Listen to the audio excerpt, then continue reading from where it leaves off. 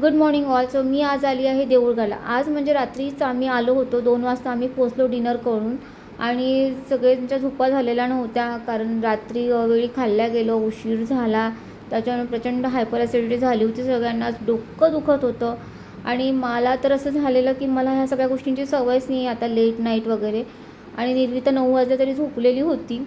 त्याला सकाळीच ओपीडी असल्यामुळे तो 7:30लाच निघून गेला, पण बोलला की मी आज काहीच खाणार नाही आहे, कारण मला खूप जास्त ॲसिडिटी झाली आणि डोकं दुखतं आहे. इतकं छान घर बांधलं आहे त्याने. निर्वीला तयार केलं, तिला खायला दिलं आणि परत मला जायचं होतं पहूरला माझ्या मैत्रिणीकडे, कारण दिवसभर तिच्यासोबत मला टाईम स्पेंड करायचा होता. आणि हे सगळेजण संध्याकाळी ओपीडी करून तिच्याकडे येणार होते डिनरला. देवघर मला खूप जास्त आवडलं तिचं. आणि मी तिला खरंच म्हटलं की तुझं देवघर मला प्रचंड आवडलेलं आहे. वरचा फ्लोअर मध्ये कोणी जातच नाही असा तो बोलला, की 6-6 महिने आम्ही घरातल्या घरात वरच्या फ्लोअरला जात नाही, पाहुणे जास्त आले तरच आमचा तो यूजमध्ये येतो. आणि याच्यामुळे मेंटेन करणं खूप मोठं जातं, जेवढं मोठं घर तेवढं मेंटेन करायला भारी जातं. छान गॅलरी आहे, गावाच्या बाहेर त्याचं घर आहे, त्याच्यामुळे मोकळी हवा खूप जास्त आहे.